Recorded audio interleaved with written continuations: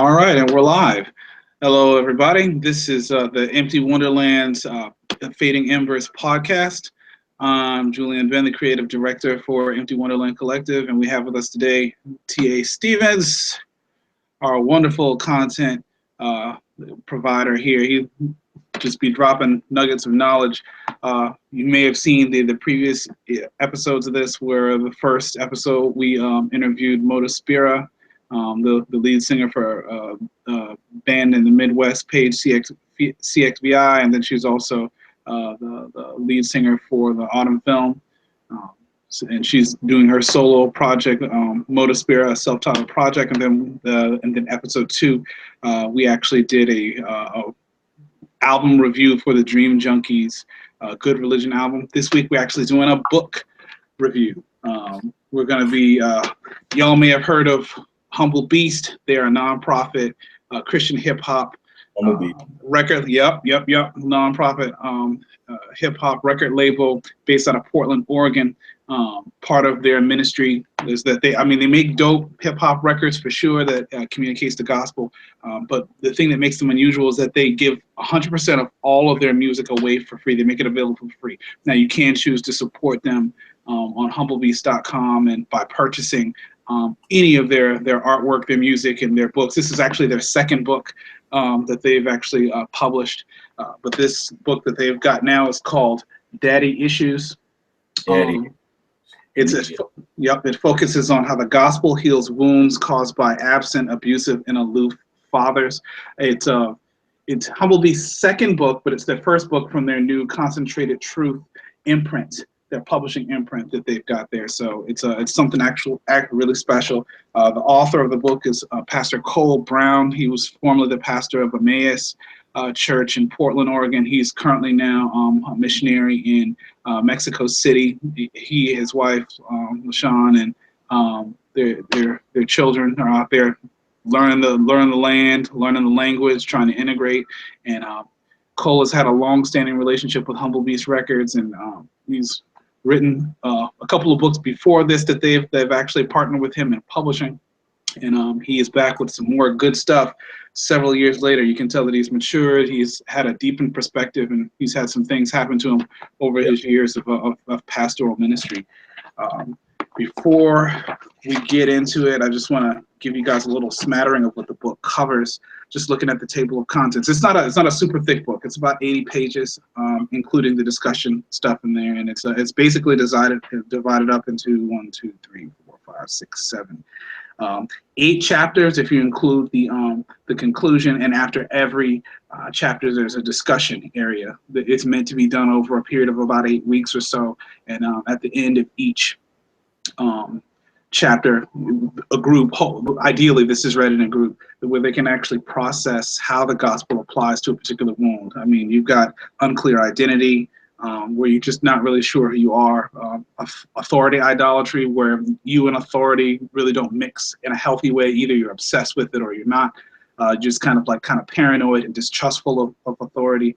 Fear, failure. I think that speaks for itself. Doomed to repeating negative patterns you see in your father figure. Dealing with shame. That might be associated with negative things that might have happened during your upbringing. Especially during like adolescent years. Anger and bitterness. It covers things like that. Trevor and I have different perspectives. I'll let him explain like what his background is. Me, I grew up in a home where my father was neither absent, abusive, or aloof. He was actually the son of a man who did fit into those categories. So my dad really tried hard to not do the things that his father, my grandfather, did. And as a result of that, I got some daddy wounds from my own dad, because in his effort to try to compensate for his father's shortcomings, and he's imperfect. He made mistakes of his own, and so going through this book has been helpful, because it turns out I've got some daddy wounds that I didn't realize were daddy wounds, and so it's been really good for processing that. But I'm gonna turn over the majority of our discussion over to Trevor. He'll introduce himself and tell you about where he's got going on, and hopefully lead us through a good discussion here with this. Trevor, it's up to you, man. Cool. So I'm Trevor, I'm a regular guy. Uh, no title. Just a guy doing things, I'm messing. But honestly, my background as far as like when it comes to my father was pretty much the aloof, absent, and abusive, but not to me, but to my mother. So it was a bad setup. So when I was a kid, the earliest memory that I have of my father is him getting shot. Um, so like that is like me hearing him, hearing words about them getting shot. I'm like, okay. And as a kid, you don't really know exactly what's going on, but what's going on. My uncle and them used to like make sure he shielded us from that. But as a child, my father went to jail, and he was in jail until I was 11. So I didn't get a chance to really see him as much as a normal person would see their father. And upon seeing him, it was, did you do what my childhood dreams were? I want you to play football. I want you to do this. I want you to do that, because of things that he just couldn't do, things that he had the opportunity to do, but he squandered them. So, drugs, dealing, things of that such, crime. He did all that, and he got caught up, and he wouldn't get out of the cycle at the time. So my mother, she married my stepfather, Pat, and we moved from our area to Winsboro. That's how I ended up in Fairfield County. It was me, my older sister, and my younger sister, my mom and Pat. And I was raised a completely different environment around a completely different man who is a good man, but wasn't my father per se, as far as like him raising me. But he loved me. But he had certain things about himself that he had not resolved yet. He was a young man. It was, like, I got this boy here. I want to make sure that he likes me. I don't want to step on his toes, like that type of relationship, rather than it being, I'm the father, and you gonna do what I say. I think we got to that when I got to my teenage years. When I was a kid, it wasn't established, so I didn't really have a role model to speak of as far as like when it came to a male. I didn't get that until I hit like 18. And that's the dynamic of that is there's so many things that a boy learns from his father that are irreplaceable. And the book, and Daddy Issues, he brings that up, in the intro, where he talks about how there's like, just give a broad number, 20 million kids in America that have this issue because their father is either abusive, absent, or they're aloof. Where they are absent, meaning they just left, or they were never in the picture. And if they do pop back up, they want something. Or they're aloof, meaning that they're there, but they don't really care about nothing that's going on in your life. They're just like, whatever, like, yeah, you're there, but, just do something over there. Stay out of my business. And of course, abusive, speaks for itself. Physically abusive, verbally abusive, speaking down to you, or actually hitting you, sexually abusing, which is in some certain cases are actually certain things that people are going through. And these are wounds that disrupt the flow of a male and a female. But I'm not gonna put down the female on this issue, but I do know for the man that it is a pertinent issue for them to know, for a boy to know his father, because the footprints of the father are usually the path that the boy follows. So when there are no footprints in the sand, like look in all directions, like, okay, well, I got to figure out a way to go. Mm-hmm. And that's what the issue is, and that's what he jumps into after the intro with the first lesson being unclear identity. He goes in and like goes straight for the dome, like he didn't even waste time. It's like, this is the issue. Let me talk about issue one, unclear identity. And I just touched on it a little bit, but I'll read, I'll paraphrase real quick, because he talked about the movie Elf, which I think a lot of people are more familiar with. It was a good analogy. It's a very, very good analogy, because, yeah, Buddy was born like a regular guy, regular male, but he was raised as an elf, so he believes he's an elf, but he's bigger, you know, like than the elves are. So all the stuff that they can do normally, he can't, because that's not who he actually is. So Buddy then has to go home to his father, and he realizes who his father is, and it's this real weird dynamic of Buddy trying to get to know his father, but his father just not wanting Buddy to be there because Buddy keeps humiliating him.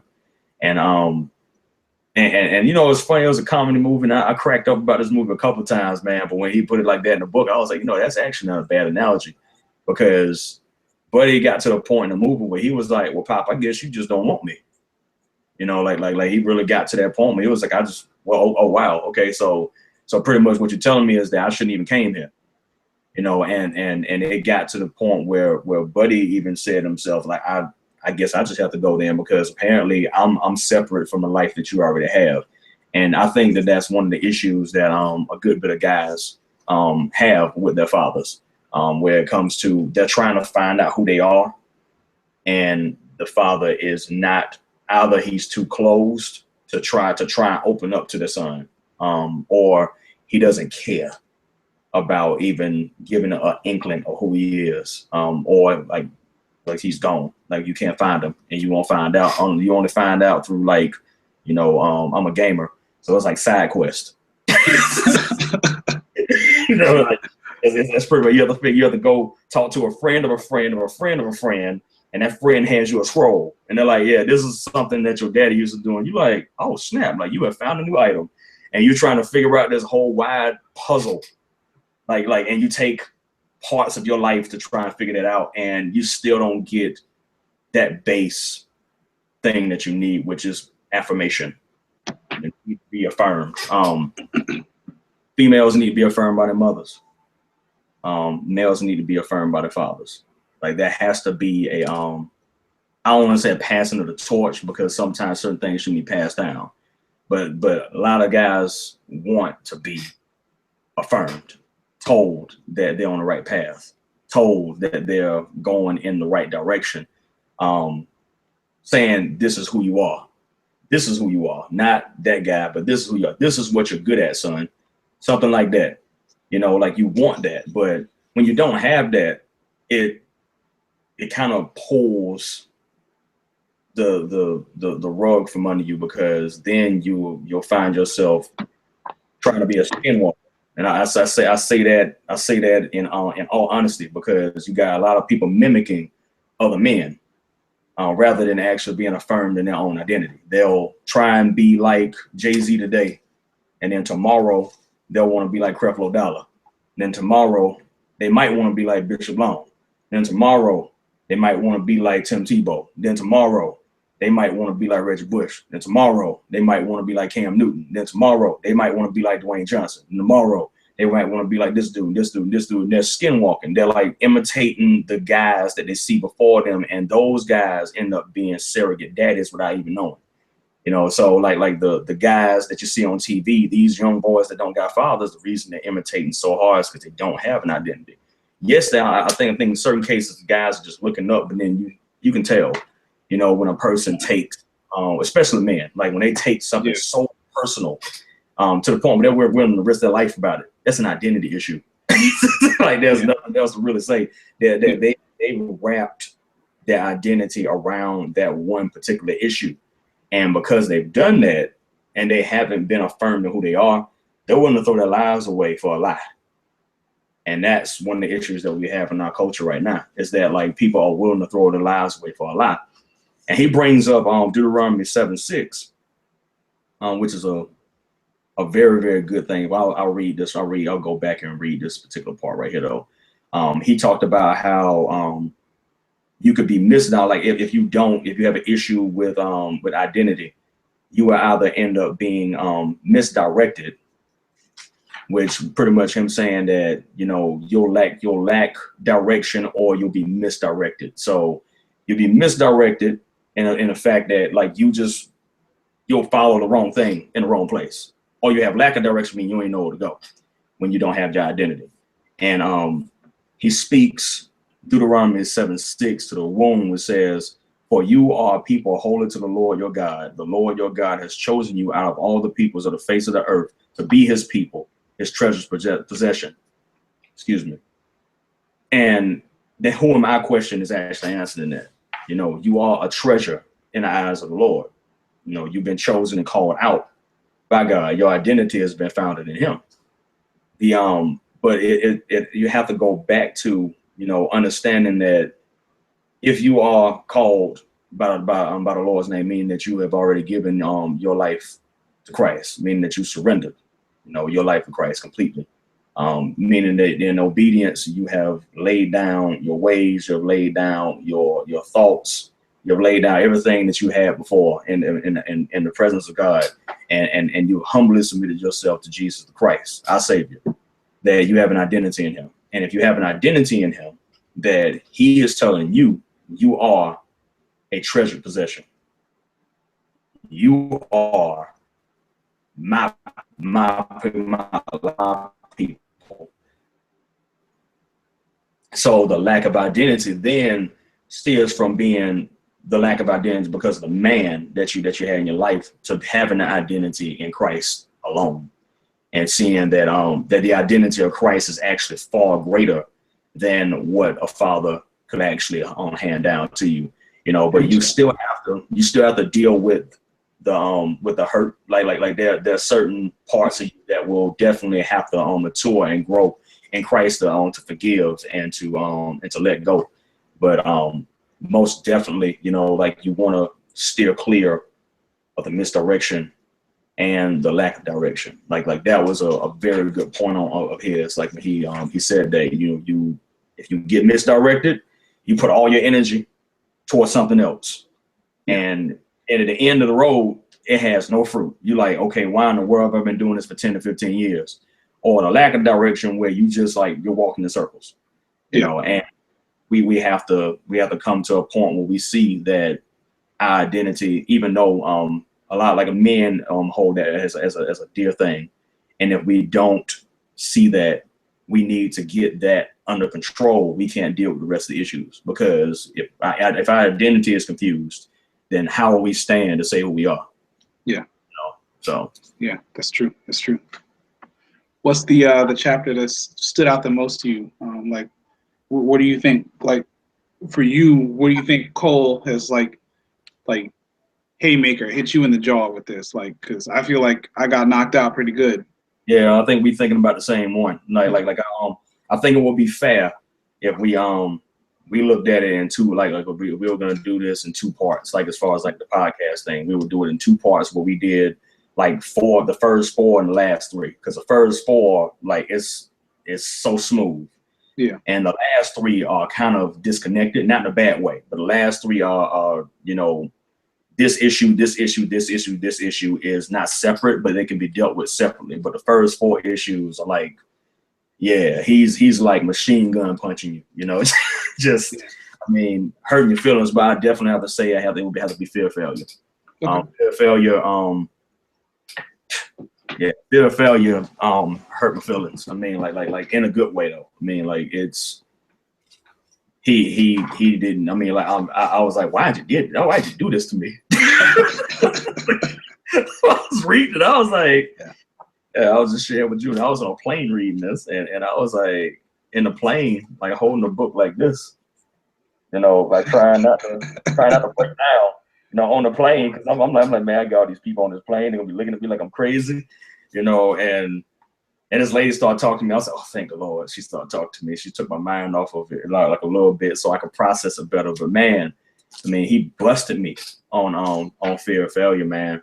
I mean, that so for you, like, because like we were like we talked about a little bit earlier, we had two different backgrounds as far as like when it comes to these issues to deal with in ourselves. Which one do you think speaks to you, like when it comes to the identity issue, misdirection or lack of direction? I think that it's not so much a misdirection, although I think there were seasons in my life where there was some misdirection, where I guess to give some context, like I said before, my dad's dad left when my dad was like 15, left the house, and I mean he left and went and started another family some other place, divorced my grandmother, that whole situation. And my grandmother don't throw no shade on on that old dude. Um, and he's since passed. I'm glad that I had an opportunity to sort of speak to the man a couple times and try to get reconciled with him. I'm glad that my dad eventually had a chance to talk to his dad and get reconciled with him before senior passed. So it was really that was providential that God set that up. But just to give some context to it, like I said, my grandfather just wasn't really a great dad. He certainly wasn't a great dad to my dad and his siblings. He wasn't really a good husband to my grandmother, and he went on and did his own thing. And so my dad didn't want to be that guy. And then a key difference between the two of them as well is that my dad he knows Christ and had a relationship with Christ early on in his life. My dad comes from a Pentecostal background, so does my mother. So I have a lot of those persuasions that I didn't. Yeah, I have a lot of those isms. Just even in my worldview that I'm still unlearning. But my dad, when I came into the picture, he was still unlearning those things. Like he was in the very beginning of it. So I knew my dad in his 20s. I knew my dad while he was still making a lot of his mistakes, still trying to get through the religion into that purer relationship with Christ. So there was certain things that my dad just wasn't good at, just by virtue of who he was. Some of it was religious stuff, some of it wasn't. Like we didn't really go to the movies. Like my first movie that I ever went to was like it was like a drive-in because they could control the atmosphere. There's a thing about smoking, there's a thing about dancing, there's a thing about television and having TV in your home and stuff like that. In traditional Pentecostalism, especially like Black Pentecostalism, there's a thing about that. And so I kind of grew up with some of those isms. And then my dad's not terribly good at celebrating things. It's not that he doesn't believe in celebrating stuff, but to him, in his perspective, he's so caught up with the glory of the Lord and trying to apply that to people's lives in the best way that he knows how. He never saw one day necessarily being more important than another. And in the scriptures, Paul talks about that. Like if there aren't really any holy days, but if a day is special to somebody, don't hit them over the head for that. Don't mess with a person with a weak conscience over that. If they have a day that's a special day to them, take that into consideration. So my dad, that's his MO. That's how he operates. So I mean, we had birthday parties, but it wasn't his thing. Anniversaries and stuff. Even now, he might forget his anniversary when I call him. My mom don't trip on that. No shade on my dad. She knows how he is. And they're glad to be together. You know what I'm saying? Dude forgets his own birthday, man. Like every day is a day is a day. You know what I'm saying? I'm not trying to expose the dude, just to give you some perspective on that. You know what I'm saying? I'm not trying to expose the man. I'm just saying. But yeah. So because of that, it's really difficult for me he never patterned for me how to celebrate stuff. So I don't know how to celebrate stuff well. And for a long time, I used to try to. I took his own opinions, stuff that weren't necessarily based in scripture, stuff that wasn't necessarily based in a relationship with God. I took those things and I patterned myself after those. So for a long time, there definitely was misdirection. But then when I got older and started digging into the scripts for myself and trying to figure out, like what I believe and trying to develop my own relationship with Jesus, I sort of entered into a territory where, ironically, going further in, trying to learn more about Jesus, trying to be directed by him, and I became kind of directionless. So I'm sort of in a phase of my life now where I've trusted God with my wife and with my son, and we've been a part of a church plant now for the last 3 years almost, and a lot of crazy stuff has happened, but I still feel like I'm just kind of wandering around in the desert. I feel like every now and then I get a sign, I get a little pillar of smoke, I get a little pillar of fire every now and then, but it's a lot of like what am I doing? You know what I'm saying? Like, what are we doing? And that's sort of like the season that we're in right now. So I'm sort of in the aimless season. But I think coupled with that aimlessness is a fear of failure that I've always had. And I think that it's getting fleshed out right now. I'm having to fight through that. So I think the fear of failure chapter, long answer to a short question. You're good. is really the area that really hit me the most. And to categorize that fear of failure, there was two different kinds of fear of failure. You have one where a person can't fail, so they are driven to success and driven to excellence, not because they want to be excellent per se, they just don't want to fail. So they're obsessive. Yep. And as a result of that, they might neglect things in their lives that are actually important because they're so obsessed with success. Especially if you're a parent. And I think that's also the contrast. So like I'm the grandson of a deadbeat. Trevor's the son of a deadbeat. Yeah. Trevor's not a parent yet. I'm a parent. And so I'm trying not to take the negative. I'm trying not to put my daddy wounds on my son. Yeah. Because I tried to be, James Ben the third. That's what I tried to be. And my son was almost named James Ben the third. My wife wasn't having that. So I mean, that's almost what happened. Keep it real, Christine. You're right. I hope you. He almost was though, but we flipped it.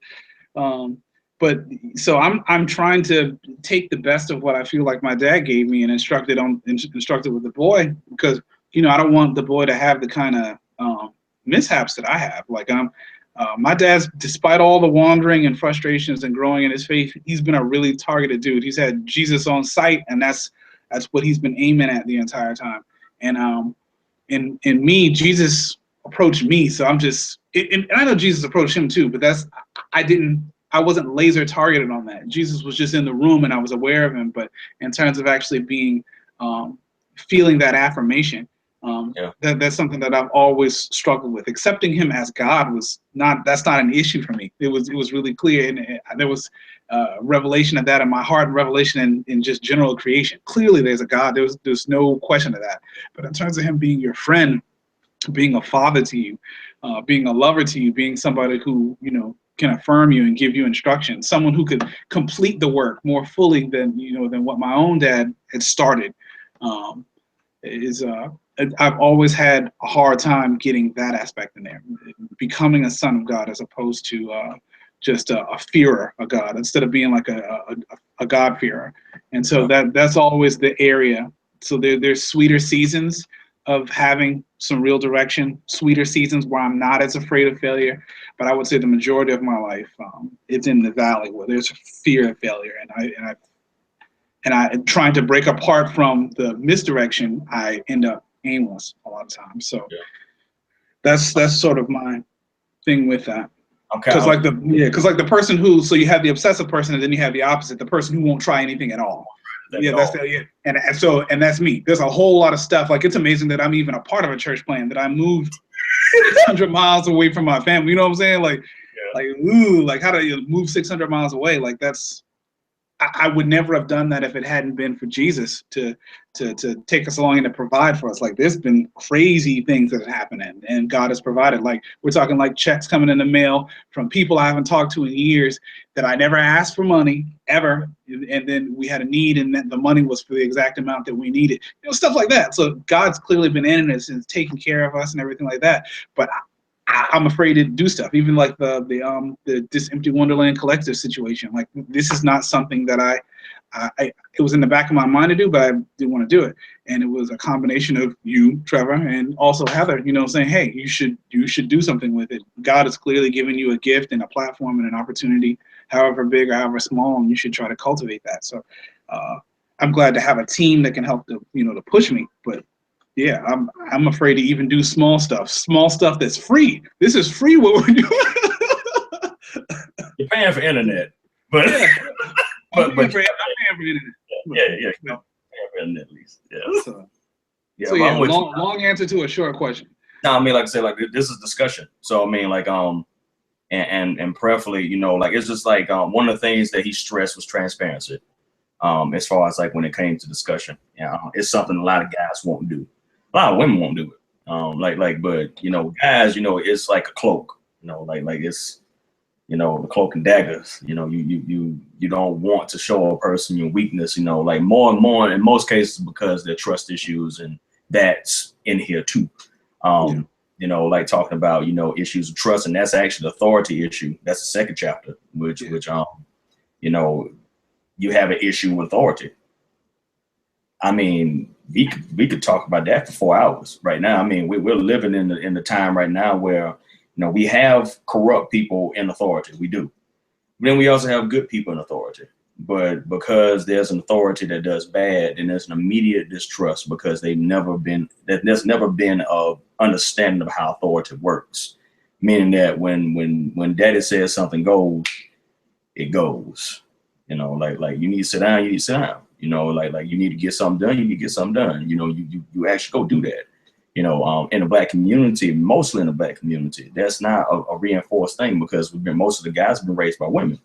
And this is like no shot on single parent homes. I mean, like honestly, like I've seen so many magnificent people being raised in single parent homes. Yeah, shout out to the single moms out there. Shout out to the single moms. They have a hard job, but they do a good job a lot of the time. We got single moms, we got single dads, we got both sides. More single moms we see, but being a single parent, that child is deprived of a part of their identity outside. And mostly right now in the black community, it's the male. The male that's gone. He's aloof or he's like absent, like me, or AKA he dipped. like he found out the chick was pregnant and he was like, nah, son, I'm not. Nah, that ain't my kid. You ain't you ain't telling me that ain't my kid. Gone. Go on to the next one. And I pause and do a detour for a second and talk about this real quick. For any female that will watch this, learn this from me. There is a prey and there's a hunter. And you don't want to be a prey to these hunters. Guys are taught young by TV, radio, music, cartoons even. All the hooligan guys. Yeah, you know what I'm saying? Like they're taught to dominate a woman, AKA let me sleep with her, and I've conquered her. Then I'm gone to the next one. The challenge is dead. So you'll get some girls that will I think it's been said the best that men play after love to get sex and women play after sex to get love. And in that hunt, you both lose because if he gets you, he gets what he wants, but there's something that's going to happen to him in return. And when you do that, like to go biblically, it's called blood covenants. And with blood covenants, you cut covenant when you have sex with a person. Blood is being shed. You're making a contract with a person when you lay with them. When you lay with that person and that contract's being cut, that person never leaves you. That's a spiritual principle. Like you have to denounce those things. You have to divorce so many people. And people wonder why they can't be around their old exes and stuff like that they slept with. It's because of that, because a part of them is still there because you rub covenant. That's why that person rubs you so wrong when they're around you. It's because there's covenant there. And they still hold a part of you when they're going somewhere because you haven't renounced that. So I'll encourage anybody that's been in a relationship like that to not just sit on their laurels and save themselves, oh, well, I'm saved now and everything's kosher. You need to actually go by name, like this particular person that I did this with, this particular person, you have to renounce it. You've already been forgiven. Forgiveness part is already there. Christ is there. He's already forgiven it. But the relationship is still there between you two. You have to renounce those relationships. So now back on to the topic. But I had to get that out because that's something that, we don't talk about that a whole lot in church anymore. I mean, I haven't, my church talks about it, but I don't hear it a whole lot in conversation. When people, just lay down with a dude or a dude lay down with a female, and you think that it's just kosher. I'm like, nah, it's covenant there. Like that. Sex was made for a reason, bro. Sex was made for a reason, girl. Like it's covenant. Like it's an enjoyment thing, yes, for a married couple, but that's a covenant. So there's consequences if you cut that covenant. So, but authority issues. Like guys don't know how to respect authority because they've been raised without it. They don't need it. They're like, who gonna tell me what to do? They've been raised in an environment like that, where they may have gotten loved on by their moms and they've been talked down to by their moms. We don't know, but there's a part of that that's missing. where a male can come in and try and give a person an authority, or they obsess over the authority, meaning that they will actually throw themselves in positions to where they would actually put their lives at danger to try and be around authority, and or people they think are in authority. So all these concerts and all these other things folk got going on, and you just want to touch a person, you worshiping authority, but it's wrong authority, but you want it, and you trying to figure out why. It's an idol. It's an idol. Yeah, it's a false god that you put yourself into, and you said to yourself that you want to touch, and when you touch it, nothing happens. And you realize that, so you have to keep touching it. You're trying to kind of trick your brain and telling yourself that, oh, it's okay. As long as I can keep touching this thing, it'll be real. So you put yourself in a position where authority then becomes the idol, or becomes idolatry, rather than actually seeing it for what it is. So I mean, like, how you feel? I don't know how you feel about authority, man. Like as far as like in most of our communities and stuff like that. Because like he pointed out Matthew 28. We'll get in that in a couple of seconds, a couple of minutes. But he pointed out Matthew 28. When Christ talked about he has all authority. But how you feel? Like you probably seen it. I've seen it. Where you got male and females that just don't get it. They don't get authority. I think I'm good with authority for the most part. Like I don't feel like I have to rebel against it. I actually kind of have an issue with people who rebel against authority, even like bad authority. Like the level of like the disrespect and stuff like that. Now I'm not giving thumbs up to people who've abused authority, or people who they weren't necessarily trying to abuse authority, but they weren't necessarily people who should be in authority because they're not mature people, or they're unkind and unwise, that kind of thing like that. But I have an issue with people who just like buck against authority just to do it, have no respect for it, because I think even if somebody is in authority and shouldn't be in authority, or is abusing authority, there's still a way they still are due a certain level of respect, just as a human being that's created in the image of God. And then if you have someone who has national authority, even if you don't agree with that person's policies or anything like that, they don't have to become a pile of turds to you or anything like that. That person is made in the image of God as well, and right or wrong, whether it was through righteousness or through unrighteousness, that person was appointed that authority from God. That's just a fact. So like there's people who don't like I'm not necessarily saying that I'm like a huge fan of President Obama or anything like that. But people won't even call him the president. Like people will be calling him, just like Obama or something worse. Their disdain for his policies, their disdain for his actions and stuff like that won't even allow him to be seen as a human being. Yeah. He's not even a human being to them, and I think that that's something wrong. So I think that as it comes to authority, you have to have the image of God in view. First for yourself, that you were made in the image of God, and that you should, of course, be treated properly. You should be respected. But then also, even if you're not respected and treated properly, though you should be, that the person in authority, whether you agree with them or not, whether you like them or not, they deserve that same respect, if not more so, because they were put in that position by God. Does that mean that a negative authority person shouldn't be removed from time to time if stuff gets bad? Not at all. But that doesn't mean that the person needs to be burned at the stake, and it doesn't mean that the person needs to become a steaming pile of turds or a pig to you. That's not necessary. So I don't think that real respect for authority can happen unless you respect the image of God. So I struggle less so with a person having authority, and I'm not necessarily obsessed per se with being around authority figures. I think that there are people who have impacted my life where it would be I feel funny being around them. Like I met Propaganda when he came and did a Baltimore show on his Crimson Cord tour, and it was awkward for me, because then I realized, well, perhaps maybe I have a little bit of idolatry in here, because I got starstruck. Like I was. You didn't hug a man, so that's a win. Yeah.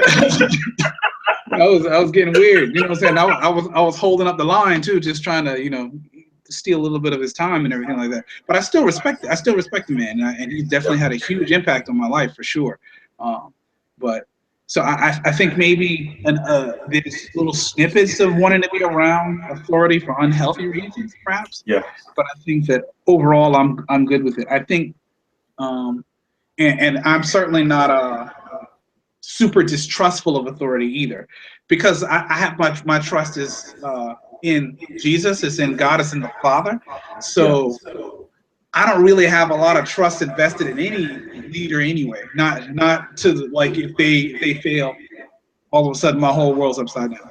No, Yeah. like I don't feel that way like that about that. I think so far as me and authority is concerned, um, I don't have enough respect for the image of God in my own self. Mm. And so a lot of how I react to authority, I can put myself low to make things go smooth. Okay. It's like a false humility type of a situation. So Yeah. it's probably not the truest reverence for authority that it should be. It's not as healthy as it should be, because I can put myself low, but it's like a false humility type situation because I don't even respect myself enough. So if I don't respect myself enough and see the image of God in myself enough, because I'm a people too, how Yeah. in the world can I truly respect and obey to the fullest extent any authority that's over me? Yeah. So that's where the chinks and stuff is in there. But the overall concept and the overall practice of obeying authority and having respect for authority, but also knowing where the line is, but still see that person that's made in the image of God, regardless of where the line is at. I don't have a lot of wounds in that area. So I'm good with that, but I see how people can have a hard time with it. Yeah. So for me, it's authority was more displayed by my mother, but it was very hard because she was told that she wouldn't be able to raise me, which then made her like in love, but also in proving them wrong. Like, nah, this boy is not gonna turn up like y'all. So she cranked the dial up. But honestly, I needed it because like she pretty much had to crank the dial up on the mothering and became like both or tried to become both, which is impossible. Like no offense to any female or male, that's in a single relationship. It's impossible. I mean, like you just don't. You weren't made that way. You weren't made to be able to supply both identities. I mean, you can only give one. And because of that, growing up, I didn't know how to deal with authority, like older men and stuff like that. For me, I was like trying to get around them because I didn't have nobody like that. I was like, shoot, hey, this guy over here is actually over here, so I wanted to sit around with them, love on them, when I was a kid. And I had an incident, I think I was nine. I was 9. And one of my uncles, was a hard man, the man's man, and I tried to hug him and he pushed me off of him and he was like, man, that's gay. And that joint wounded me, like when I was a kid, because I was like, this is my mom's and them, this is how we, show folk that we love them, we hug them. Yeah. And he's like, nah, that's homosexual activity, bro. That's gay, man. You ain't supposed to be doing that. Dudes don't do that. So after that, that was a barrier that I put up. I would hug my mom, I would hug my sisters, females in my family, but the dudes, they get dapped or they get the class and just no bring it in tight, tighten up. You got that? You got that? All right, cool. It's like we got we did that, but there was no embrace, like yeah. Glad to see you, like nothing like that. And I thought about that, the Lord brought it in my memories like a month ago, and I was like, wow, I'm thankful, that he helps me, reminds me of certain things I just have to cast down, like you need to get rid of that out of you. And it's already been gone, but it's just for good measure. Like, don't allow this to be a part of you again. But that put me in a position where when I saw authority, I tried to worship authority because I wanted to be around somebody to make me feel powerful.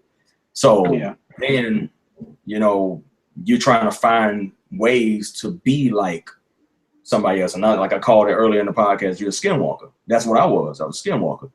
I found different ways to try and make myself look like other people, to try and look cool in front of the eyes of girls, trying to look cool in the eyes of guys so I can get cool points, stuff like that. Trying to look cool in the eyes of older guys so they'll be like, okay, the little boy is actually all right. So you end up going into everything, and you get confused because you put on so many skins that you don't even know which one you are anymore. And that was the issue, with me. So because I had that failure at the beginning, as far as like when my father never really explained any authority or like showed me what authority was. I was the guy that worshiped authority and wanted to be around it, whether it hurt me or not. I just want to be around it. I just want to be around power. Like that. That was pretty much where I was. And there's a lot of people that that put themselves around elements that are very, very dangerous for their lives.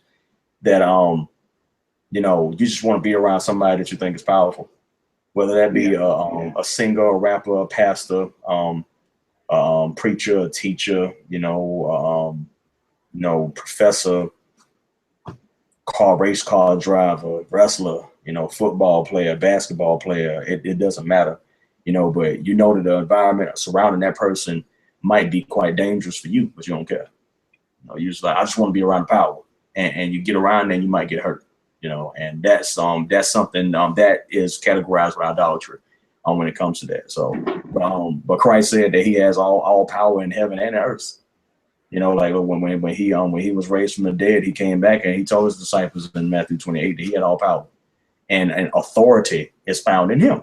So the authority that we've been looking for has already been vested in Him, because He has all authority on heaven and in earth. And that was the rebuttal, using the scripture on what it is that we've been doing wrong and not looking at the scripture properly. It's saying, like, Christ has said, I already have all authority. What the world are you doing? You know, like, so if you've already been, if you're saved, you're under cover in the blood, you already have authority in Him. Like, there's an authority that He can display for you and teach you that will take you out of idolatry. Yeah, that's true. That preaches right there. So, because we're probably at about the half-hour mark on this, and we could definitely divide this into two parts, because honestly, I'm only about halfway through the book. Yep, I just pulled up, same thing, fear of failure, like, and we can jump on that, and then we'll close if you want, like, because fear of failure is. I do have kind of have a question though. Did you watch the seminar, or the talk rather, that Cole gave at Humblebee's headquarters? That's basically like a broad summary of the book, and sort of like in a group discussion format, where he sort of gave a word on that. Did you actually watch that? I didn't get a chance to. Okay, so for our viewers, I kind of cheated a little bit. So before the book even came out, I actually watched. It was like 2 or 3 days before the book came out. Cole and Humblebees posted the talk that really gives a really good hour-long flyby. It's an hour-long flyby of the book, and really tries to hit these issues face to face with some people. So I definitely recommend it. The link for it will be like here, and so you can click that link and it'll be able to take you to the YouTube video. Please, check it out and everything like that, because we're gonna go read the rest of the book probably this week, and then hopefully in a couple weeks we'll be able to get up and discuss part 2. Hopefully we can even get Heather on, and even if she hasn't read the book, she could definitely be able to resonate on father issues, because I know she's got them. So being able to no shade on Heather, we all have them. You know what I'm saying? You good? It is what it is, man. It's a known issue. Yeah. So, and I know that she'll have an even different perspective than either one of us, being white and female, inner city Baltimore, because neither of us were raised in an urban environment. We were both raised in rural South Carolina, and I transplanted to Maryland, whereas Heather grew up in Baltimore City, and also grew up in Dundalk, where I'm currently residing, just outside of Baltimore City. It's in Baltimore County. So she lived in that dual world right there, and ran the streets and did stuff like that. So even she has a different perspective than either one of us. And I think that how her dad and how her stepdad plays into it really did a whole lot for her own identity. So it would be great if we could get her on the podcast for part 2, just to get her perspective and let her lead on that. But yeah, the link will be here, and anybody can check that out. It's and definitely watch it in between time. I wanted to try to hit. Let me see if I can hit one of the discussion questions for you from the fear of failure, and then you can hit me with one of those. Hopefully, it'll be one that we haven't covered. Okay, so he broke the actual question up into 2 parts, into questions 6 and 7 from the discussion. So it says, if you have fully believed you were loved, affirmed, and accepted by God regardless of your work, would it cause you to work more or less, and why? And then he flips it for people who, let's say, that they don't. He said, well, if you need to trust Jesus, so then if you don't fully believe that and you need to trust Jesus for rest, how can the gospel give you power to do that? If you need to trust Jesus for that, for risk, how can the gospel give you power to do that? So where do you feel like you fall in with those two? Do you feel like you felt loved and affirmed and accepted, and so therefore you're able to rest in him, and like what does that do? Or you feel like you're more on the other side there where you really needing to trust God for I would, rest? I would actually have to say I'm in the seven, because rest was is probably still one of my issues. Is finding rest. Like question number 6 is hard. It hits hard though. Like before you even get to question 7, like believing that you're being loved, affirmed, and accepted by God regardless of your work, because that deals with like whether or not you find your identity in Him, and you can say you do, but then your actions prove otherwise. And I can say, transparency, open 100%. I did otherwise. I help people. I would give whatever I could, to help people, help my wife and stuff like that. But at the end of the day, I was bankrupt, and I'm talking about in the faith, like I'm trusting God to help people through me, but I wasn't trusting Him to help me. And that leads into the rest issue, because I would run myself pretty much to the point where I didn't have anything left in the tank. And it's contrary to the gospel, like we're supposed to help each other. We are, but he commanded us to love our neighbors as ourselves, and if we look into that a little bit further, we see that he's telling you to love like love people or love a person as you would love your own self. And you have to learn how to love yourself. I didn't know how to do that. And that was stemmed from daddy issues, because my identity was broken. I didn't know exactly who I was, because I wasn't identifying with the fact that I was the son of God, like you were saying earlier. I wasn't identifying the fact that I was. I was like, well, I'm here to do work. that was all. Like, well, I'm here, I'm saved, I'm thankful, now put me to work. I didn't take time to like sit back and see like who Trevor was. Like, who are you really? Like, what is it that you've been placed here to do? Not that, nah, just put me to work. Let's go. You know what I'm saying? Like who needs help? Let's make that happen. That was me. And in that I found a sense of fulfillment, but that's work. So, transparency also in this. And I was in the ER at the beginning of the year, and it was because I had put myself in a position where I had worked myself to the point where my company was like the company I worked for was doing pretty good. Family and them was doing pretty good. Church folk was doing pretty good. Trevor was on the bottom. I had hit like rock bottom, emotionally, spiritually, physically. I mean, I was overweight. I was mentally and emotionally broken, where I could help people, but I couldn't tell people what was going on in me. And it wasn't like an offense. It was just the way I've been so used to operating like that, because I was so used to pouring out, and it was hard, and like it stems from me not being able to receive people pouring back into me. I would reject it because I didn't want people to give back to me, because I thought that was humility, like we was talking about earlier. It's a false sense of humility when you've told yourself that, oh, you're doing them a favor by acting like you don't need stuff. No, that ain't humility. Like humility, you learn how to be tamed, like a wild, actually like the humble beast. That's where they got their name from. It's actually from the word humility. And being a tamed animal that has all this potential, but they know the reins of their actions are held by God. Yeah. That was a thing that I did not get. I was a wild animal running all around the side, like literally on the side of the cliff, just riding around, but I never went off. And when I slipped and hurt, he pulled me back in. And I remember like laying on the ER bed, and the first words I heard, like my wife was beside me, my sister was beside me, and my mom, and all of them are in there. And I'm looking at the ceiling, and I hear, "Can you hear me?" And it messed me up, because I was like, "I do hear you now." And that showed me that I did not trust God for rest. And the gospel does give you rest, because Christ knew how to rest. He did, contrary to popular belief. You can go through the scriptures and see that, like he even like had I don't want to say a complaint, but he was like, foxes have holes. Like, but the Son of Man doesn't have a place to lay his head. Like he believed in giving them rest and him and there being rest in him.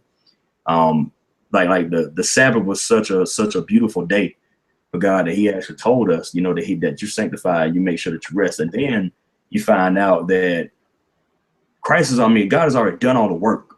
Yeah. And we're actually supposed to be in rest doing the work.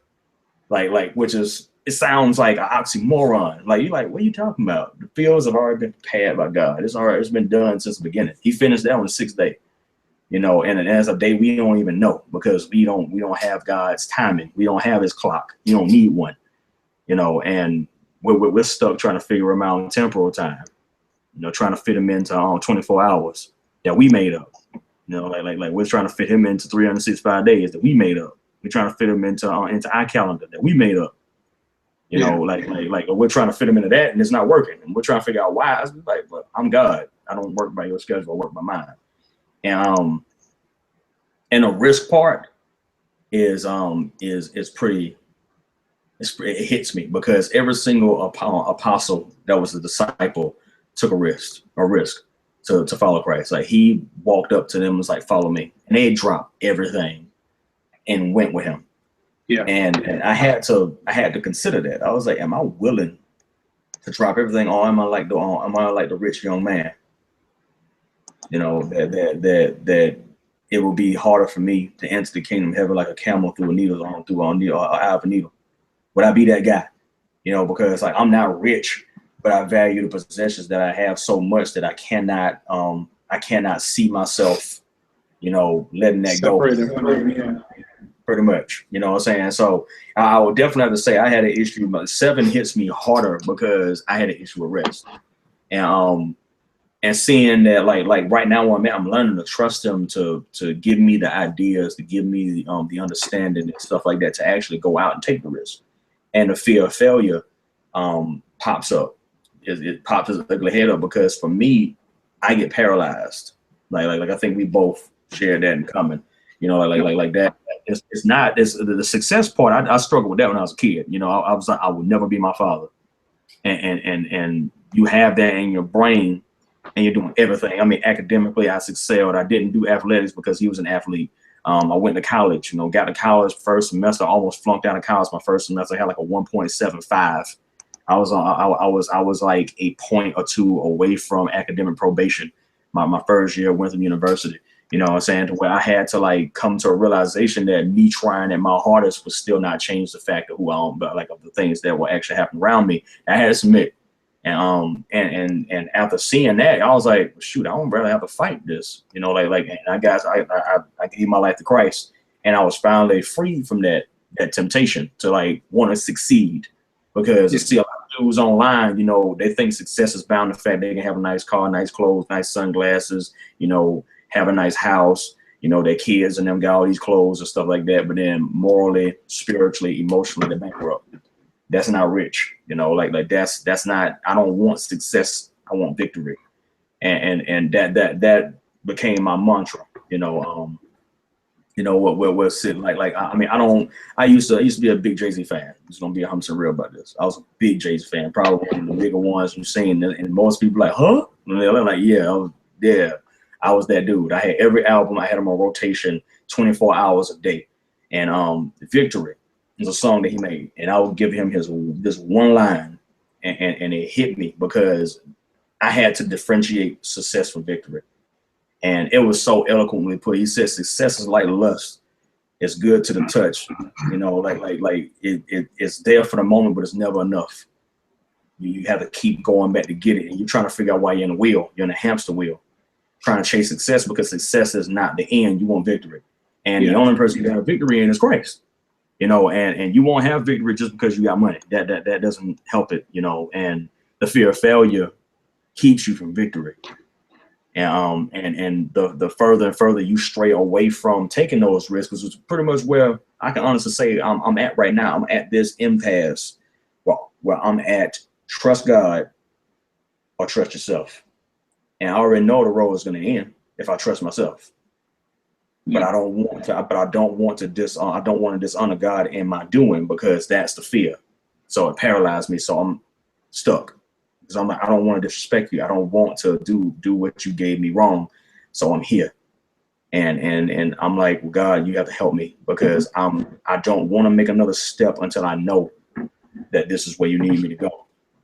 So yeah, man. I mean, I want to definitely say that rest in Christ is needed for every believer, and then risk at the exact same time is needed for every believer. Without risk, we don't grow, and that I think that's the lesson that we lose, because people get so comfortable. And and Andy Mineo, his album, it's the whole album is pretty much about making it. You need to be uncomfortable to grow. You have to be. If you are very comfortable, you will not grow, and you want to be uncomfortable. You want to make sure that you tell yourself you don't know everything in the faith. You want to grow. You want to change. You want to see different things and stuff like that. So you need rest, but you also need risk. So that R&R is, and for us, is rest and risk. Like we need both of those to actually grow. Yeah. So question 6, I'm like, if you fully believe you are loved, affirmed, and accepted by God, regardless of your work, would it cause you to work more or work less? I don't really know, because I'm still.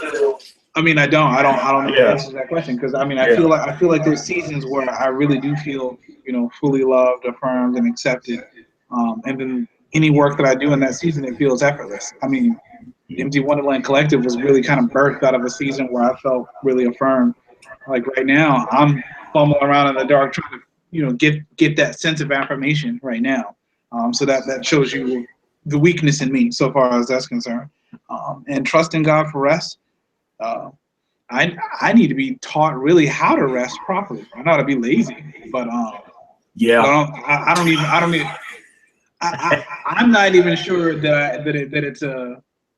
I'm not saying that trust is not an issue with it, but I don't even know if trust is first and foremost the issue with me. I really don't know how to, if that makes sense. I'm with you. Like I called rest, but it wasn't rest, because rest was still work.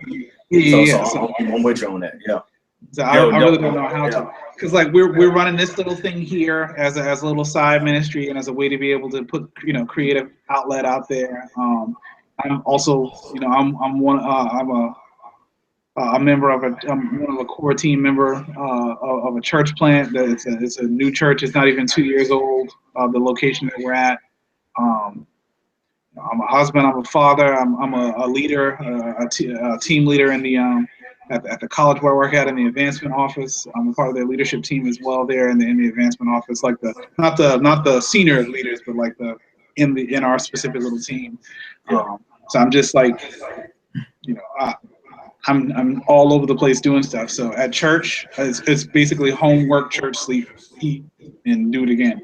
And then anything in between is trying to be a good husband, trying to shepherd my wife, trying to make sure she's getting the attention that she should be getting, and trying to raise my boy right. And I'm trying to figure that out. That kid is very different than I am, and so it's like everything I thought I knew I should do based on what my dad did. No breed. Yep. Just right out the window. God's like, I'm gonna learn you from scratch. You know what I'm saying? So I'm probably too hard on a little kid, because I'm always on him. He probably needs it right now, but when he I mean, I just have to say honestly, I know your heart, and I'm thankful that you're recommending the book. Because I really do believe that us looking at this as men first, it brings to attention certain things that we just didn't think about. Like if you got the word, you read the word. Because I read all the scriptures that he's used so far. I read over them a couple hundred times. I'm just keeping real. I mean, like I've seen scriptures, but I never really qualified them like that. And I was like, dang, like just yeah. I mean, like It hits I think it does, and I think that there's plenty of fatherhood books out there. There's plenty of things that deal with wounds. There's plenty of good counseling. I don't know if there's a lot of writers, Christian authors in our generation who are acquainted with the hip hop culture, who know about living in a sort of a minority demographic, who know about living in urban areas, who know about living around violence and stuff like that.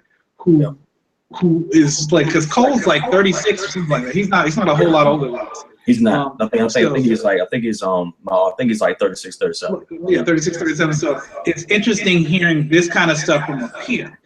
Yeah. From somebody who's in our age bracket, who's in the same generation as we are, who's into a lot of the same stuff that we're. Because he's into wrestling. He's in the hip hop. He was actually an industry producer for a long time before he got saved. So a lot of the stuff that he's into science fiction movies. He loves some Star Wars and stuff like that. I see him tweeting stuff about that from time to time. So, he even be tweeting about old school cartoons from the 90s and stuff like that. So he and I and you and like the three of us are like in a really, really similar genre, similar era in our country, similar perspective. So it's interesting being able to hear that from somebody who's in our lane. Pretty much. Who has actually counseled other people, who's actually done that at a professional level in a difficult area, and has actually counseled people through these things. So it's really good to be able to get this kind of stuff. And y'all, Humble Beasts, like they are the reason that we're even really doing this kind of stuff. Like it's through God's grace that about 6 or 7 years ago I found out about them, and like I've been doing music for years, and I quit doing music because I didn't know how to glorify God doing music.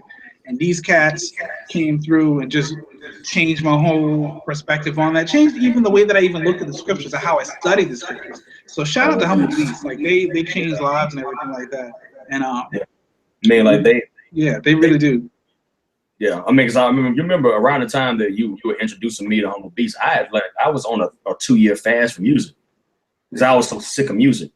I was like, I'm sick of music because everything that gospel related, I had to put quotations and certain folk, certain gospel things had no scripture, no reference. It was just people talking in circles about how God's gonna bless them, but didn't talk about the journey.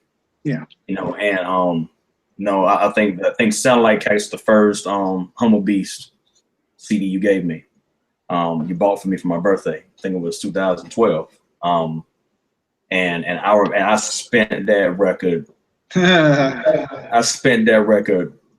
I was like, my wife was even like, goodness. I was like, yeah, who are these cats? And I mean, I say this as a brother in Christ, like to them, that you are a very, very good help. And I pray the Lord's grace and his presence to be with you always, and his wisdom to dwell in you guys, because what you're doing is revolutionary and the world don't like it.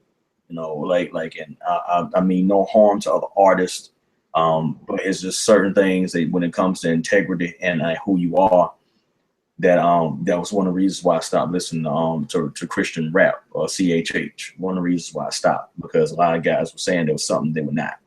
And it got to the point where they were then skinwalkers because they were trying to imitate the big rappers rather than just being imitators of Christ alone. Yeah. And these guys, Braille, goodness gracious, man. Like I'm now, I mean, like I apologize, Julian. I'm just diving into native loans. I mean, like really, really diving into native loans. And I had to take my earbuds out at the airport. I was like, oh, it's like, man, just wrecked me. I was like, oh man, you have to rub beside your face. You're like, oh. Yeah, I mean, just amazing work, man. I mean, the spoken word that comes out of them, then they got Jackie, and goodness, the best female rapper on the planet, bar none. Nobody's better than her. No chick. There's hardly any dudes that's better than her right now. Would you believe she hasn't even really been rapping that long? She's been a poet like her whole career. She's just her husband taught her how to do the joint, right? Like didn't her husband teach her how to do stuff? I was like, Preston's an animal too. Preston. Yeah, I mean, no, I'm not taking it. He's an animal with the pen. I'm not taking anything away from Preston. I'm not. I will not say that Preston can't come with it. But god dang it, as an artist, Jackie Hill Perry, man, goodness gracious. I mean, she come with the knife, man, and is in love, you know, like Art of Joy is probably like that's the right now. That Art of Joy and Against All Odds are the two records that I spend the most right now. Which is this one, which is Against All Odds, you know, like. But that's those two records that I spend, and I'm like, man, yeah. The Art of Joy is like it's really it's something serious. Like, Humble Beast is really, in my opinion, God, I could be wrong, but in my opinion, God is really using their radical generosity of how they give away, the art that they, spending their own pennies a lot.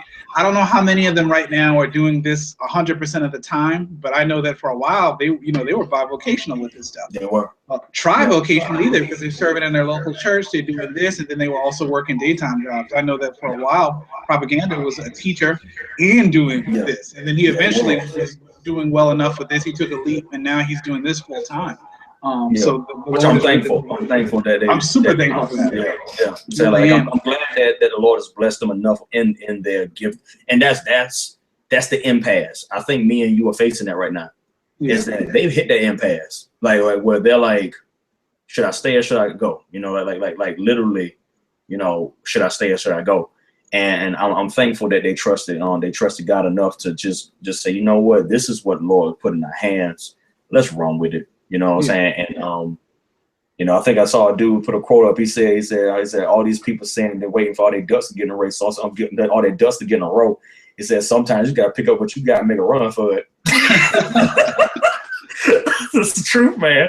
And I'm taking that, I'm literally listening to that. I was like, yeah, you're right, man. I can't wait for everything to line up because everything won't.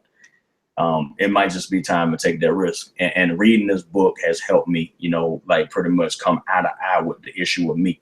Yeah. And seeing the things that pulled me away from the vision that God has for my life. And I don't want to wander around in the wilderness to where a generation has to come after me to get a blessing. I mean that, in a nice, like, not trying to be mean about other generations, but sometimes you look at the older generations, you see them walking in circles, and you don't want to inherit that. You're like, I don't want to inherit that just walk around in circles thinking that Lord is just gonna take care of you, just because you walk in circles. I want to actually thrive in the faith. I don't want to survive in the faith. I want to thrive. And so I'm thankful. I'm thankful that Daddy Issues, you know what I'm saying, Cole Brown put that up, and definitely it was worth every doggone penny. It was like $12 or something like that. It's cheap. Yeah. It's like, like 10 plus shipping. And so, 10 plus shipping. Everybody who's interested, down in the description, I've placed a link to Humble Beast's storefront where you can go ahead and you can cop Daddy Issues for $10 plus the shipping. It gets to you pretty quick. Like I did the second day thing. I got it, and it came on the second day. It was really good. They've actually gotten a lot better with the speed of shipping and distribution. They've got a really good distributor and stuff like that now. So I really like how they're doing that. Also, you'll be able to see a link right here to be able to go to Humble Beast YouTube page and to be able to see that. And then if you click on the Humble Beast sticker here, then you'll be able to go and see that the issue of the Daddy Issues talk that Cole Brown gives at Humble Beast headquarters in Portland, Oregon. We're gonna go ahead and wrap this up right now. If you want to follow us, definitely feel free to follow us on our social media. Please share this on social media. We are on Tumblr. You can find us at emptywonderlandcollective.tumblr.com. You can also find us on Facebook, which is where we do a lot of our correspondence. Is on facebook.com/emptywonderland, and then on Twitter, it's at emptywonderland, and then on Instagram with Empty Wonderland Collective. You can find us there, and then definitely just keep your eyes out for new and good content. We're gonna definitely do a part 2 of this, and then just keep your head up, and grace and peace to you guys. We'll see you soon. Any closing words, Trevor? I definitely say for anybody that is listening, to be encouraged. If this is an issue for you, know that Christ has an answer. Like that's what this entire book is about, is that Christ has the answer for the issue, and to submit to him and just to love on him and learn to love yourself. I mean, like that's the biggest thing I think that we need to work on as a people, especially people in the faith, is to learn to love ourselves as he loves us. We learn how to love ourselves. Yeah. Amen. Amen. Hey, my wife Christine. There she go. Working hard, just getting back in from job number 1. So hustling. That's right. All right, folks. See y'all later.